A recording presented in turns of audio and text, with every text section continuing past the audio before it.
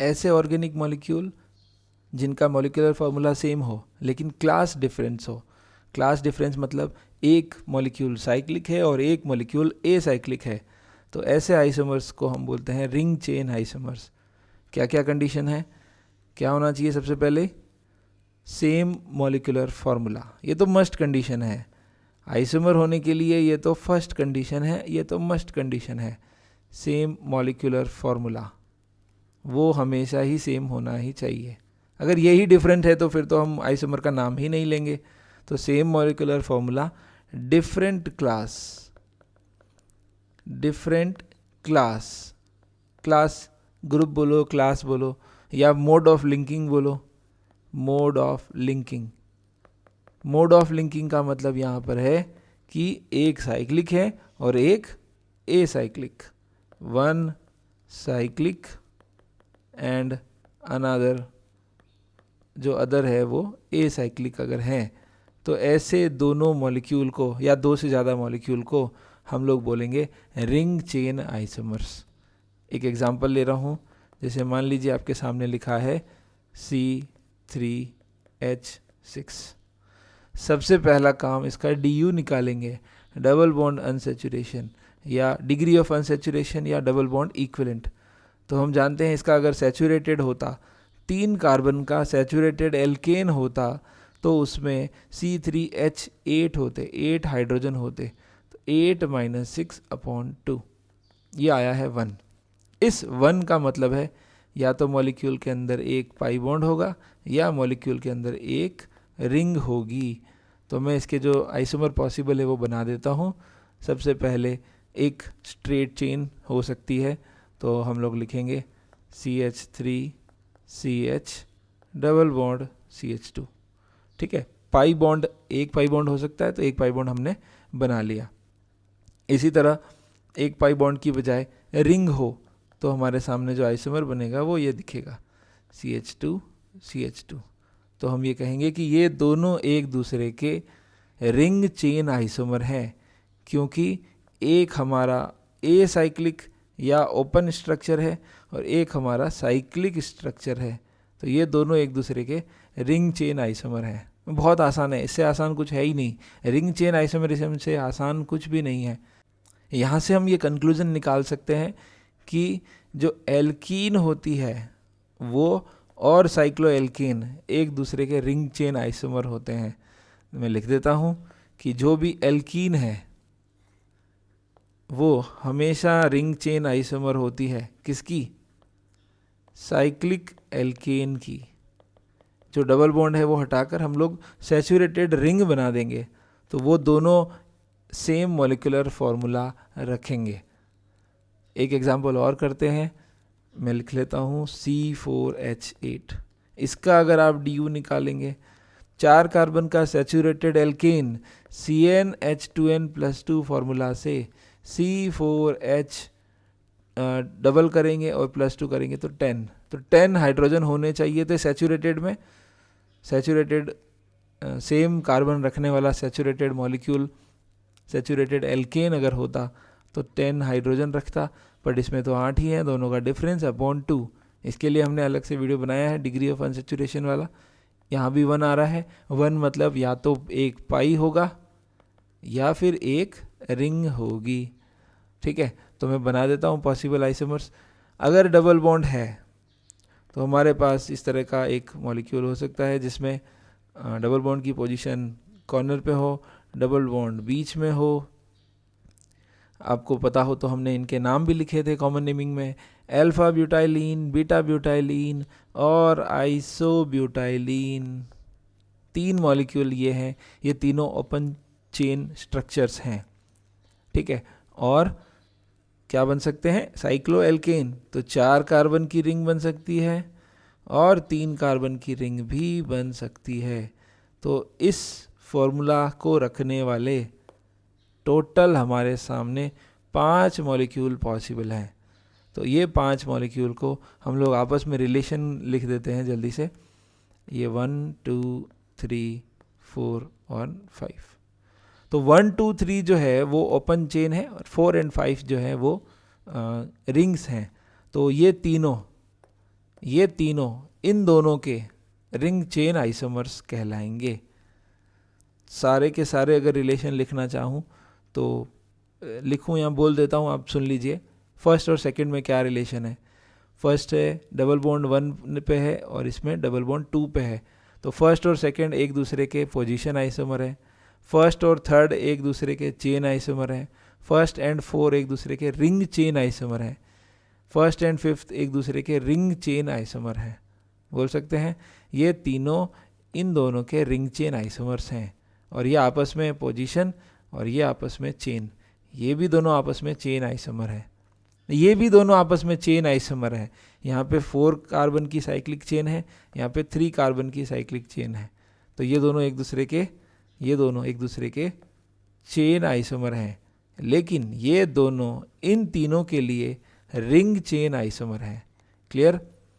तो जितने भी एल्कीन होंगे उनका एक साइक्लो एल्केन हमेशा रिंग चेन आइसोमर कहलाएगा। साइक्लिक एल्केन ना लिख के मैं लिख देता हूँ साइक्लो एल्केन। IUPAC नेमिंग में हम लोग साइक्लो एल्केन नाम यूज़ करते हैं ना, उस तरीके से लिख देता हूँ। तो आपको एक आइडिया और लग रहा होगा, जैसे एल्कीन का साइक्लो एल्केन हो सकता है उसी तरह एल्काइन का भी हो सकता है। उसी तरह हम लिखेंगे एल्काइन का रिंग चेन आइसोमर, क्योंकि एल्काइन में 2 पाई बॉन्ड होते हैं तो 1 पाई बॉन्ड गायब कर देते हैं, तो साइक्लो एल्कीन जो होंगे वो एल्काइन के रिंग चेन आइसोमर हो सकते हैं। जैसे एग्जाम्पल अगर देखा जाए तो C3H4 आपको पता होगा, डबल बॉन्ड अनसेचुरेशन, एल्काइन आएगा इसमें तो DU इसका आएगा 2, क्योंकि अनसेचुरेटेड वाले में 4 हाइड्रोजन है और 3 कार्बन के सेचुरेटेड वाले में 8 हाइड्रोजन होते, तो 8 - 4/2 दैट इज 2। 3 कार्बन का सेचुरेटेड एल्केन अगर होता तो C3H6 नहीं होता और C3H8 होता, तो C3H8 मतलब 8 हाइड्रोजन अगर होते तब हम उसे सेचुरेटेड मॉलिक्यूल बोलते, और अभी तो ये अनसेचुरेटेड है। 8 - 4/2, तो DU आया है इसका 2, मतलब कि 2 पाई बॉन्ड हो सकते हैं, 1 पाई 1 रिंग हो सकता है, या दोनों रिंग भी हो सकती है। ठीक है, तो देखिए ज़रा, ट्रिपल बॉन्ड मैंने बना दिया है और इसका रिंग चेन आइसोमर कैसा दिखेगा? इसका रिंग चेन आइसोमर दिखेगा ऐसा कि उसके अंदर एक डबल बॉन्ड हो और एक रिंग हो, तो ये इसका रिंग चेन आइसोमर है।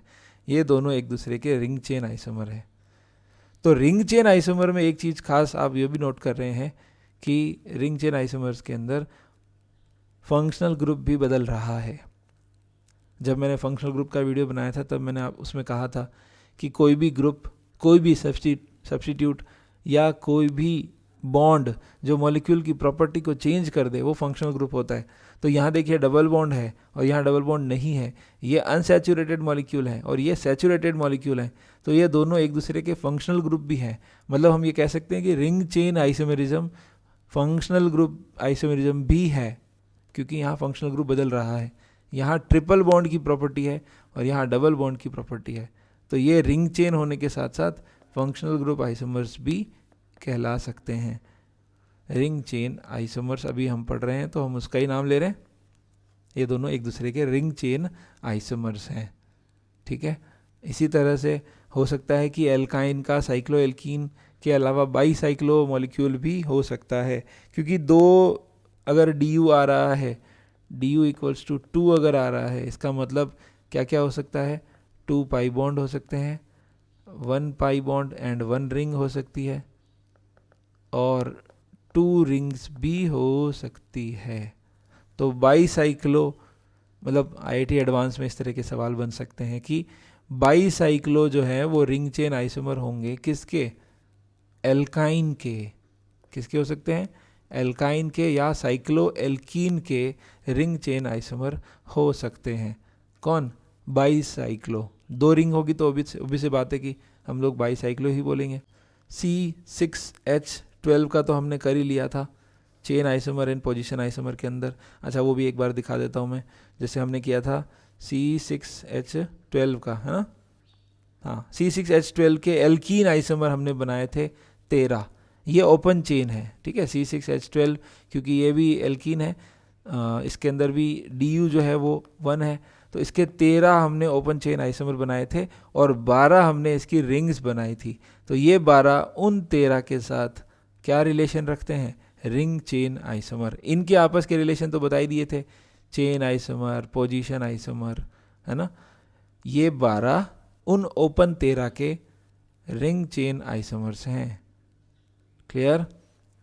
अब हम ले रहे हैं C5, 5 कार्बन वाला एल्कीन, उसके टोटल स्ट्रक्चरल आइसोमर्स कितने हो सकते हैं। अब तक हमने जितने भी आइसोमर्स देखे हैं वो सारे के सारे सिर्फ और सिर्फ स्ट्रक्चरल आइसोमर्स देखे हैं।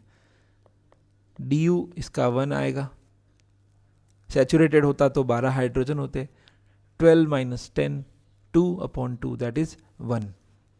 तो DU 1 है, मतलब एक पाई हो सकता है या फिर एक रिंग हो सकती है। तो पहले पाई वाले बना रहा हूँ। 5 कार्बन है तो 5 कार्बन हम सीधी सीधी चेन बना देते हैं, डबल बॉन्ड फर्स्ट पोजीशन पे। 5 कार्बन की चेन है, डबल बॉन्ड सेकंड पोजीशन पे। थर्ड पोजीशन पे बना सकते हैं क्या, बना के देख लो।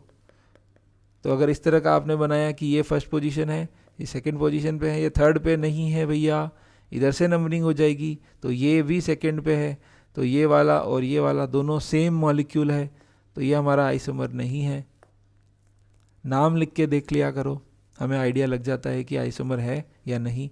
तो 5 कार्बन की 2 चेन पॉसिबल है, 4 कार्बन की कितनी पॉसिबल है वो बना लेते हैं। 4 कार्बन की चेन, डबल बॉन्ड कॉर्नर पे, मिथाइल यहाँ पे लगाया, हो सकता है कि डबल बॉन्ड कॉर्नर पे ही हो और मिथाइल यहाँ पे लगाया हो, ठीक है।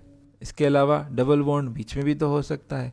तो 4 कार्बन की चेन है, डबल बॉन्ड यहाँ हो सकता है, मिथाइल आप यहाँ लगाओ चाहे यहाँ लगाओ, एक ही बात है। क्यों, क्योंकि वो मिथाइल को 2 ही मिलना है, इधर लगाओ या इधर लगाओ। देखो ये दोनों सेम मॉलिक्यूल है। कैसे सेम है, इसमें नंबरिंग इधर से करेंगे 1 2 3 4, इसमें नंबरिंग इधर से करेंगे 1 2, तो ये भी 2 मिथाइल है, ये भी 2 मिथाइल है, तो ये दोनों सेम मॉलिक्यूल है, ये आइसोमर नहीं है। एक ही मॉलिक्यूल को अलग अलग तरीके से लिखा हुआ है। रिंग वाले कितने पॉसिबल हो सकते हैं, 5 कार्बन की चेन है तो 5 कार्बन की हम लोग रिंग बना लेते हैं। तो 5 का 4 कर देते हैं, एक मिथाइल निकाल देते हैं,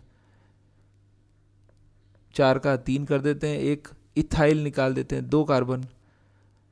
अच्छा ये 3 कार्बन है तो इथाइल जो है वो 2 मिथाइल की तरह ऐसे एक साथ हो सकते हैं और 2 मिथाइल की तरह पास पास भी हो सकते हैं, ठीक है। तो टोटल कितनी रिंग्स बन गई है, 5।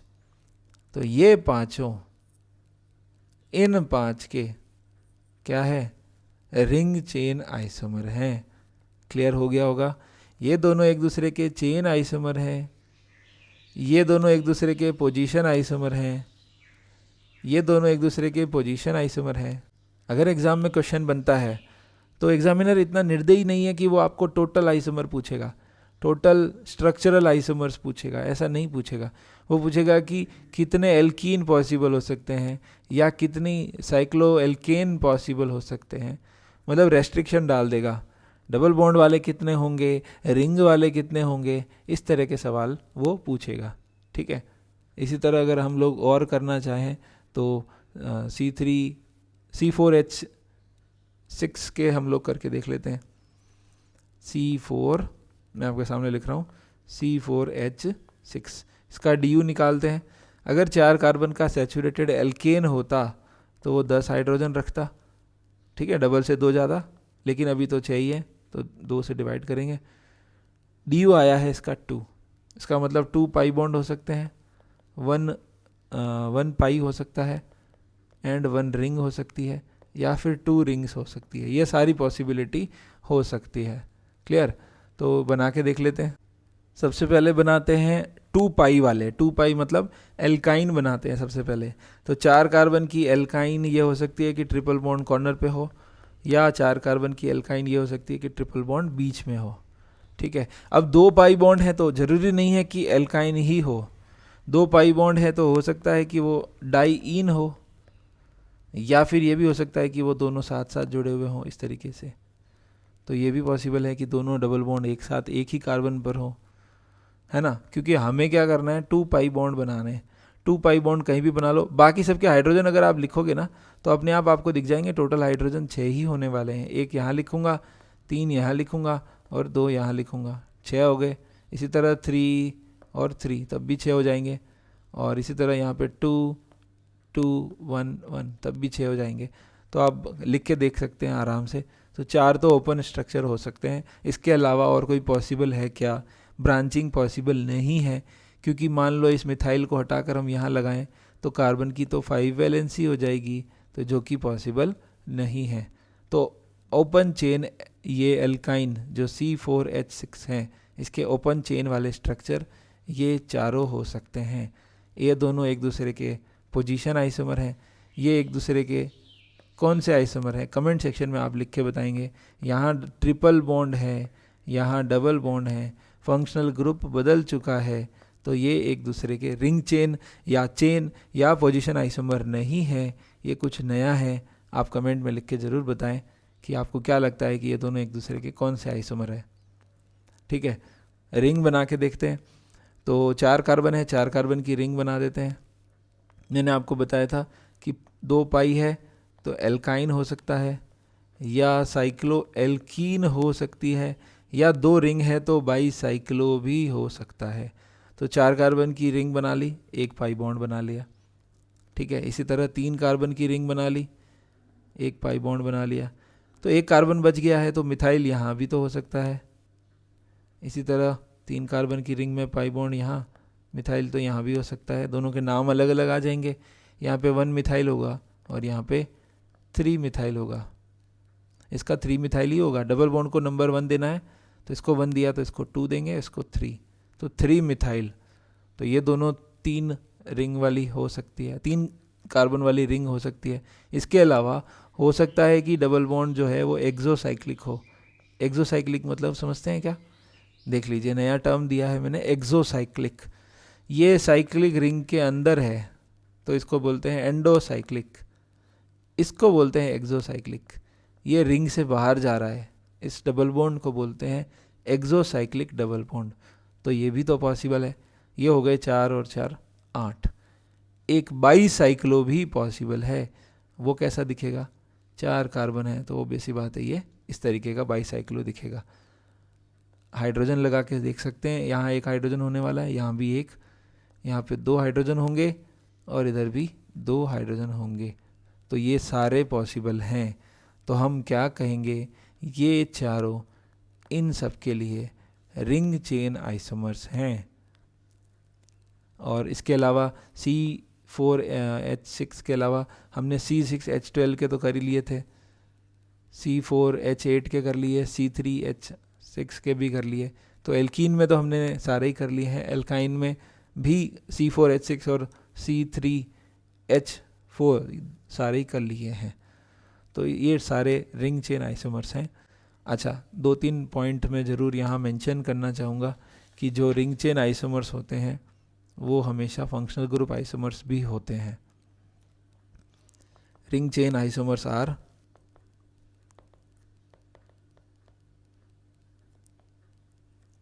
also called functional group isomers.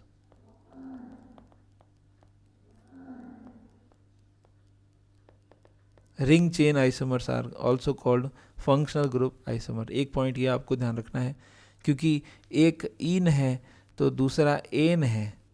Cyclo alkene और एल्कीन एक दूसरे के फंक्शनल ग्रुप आइसोमर भी कहला सकते हैं। ठीक है, उसके अलावा एल्केन जो है, alkane never show ring chain isomers. Ring chain isomerism कभी भी शो नहीं कर सकता।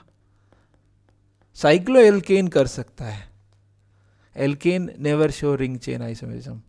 साइक्लो एल्केन कर सकता है, क्योंकि साइक्लो एल्केन का रिंग चेन आइसोमर कौन होगा? एल्कीन। इसी तरह साइक्लो एल्कीन का रिंग चेन आइसोमर कौन होगा? एल्काइन। क्लियर है?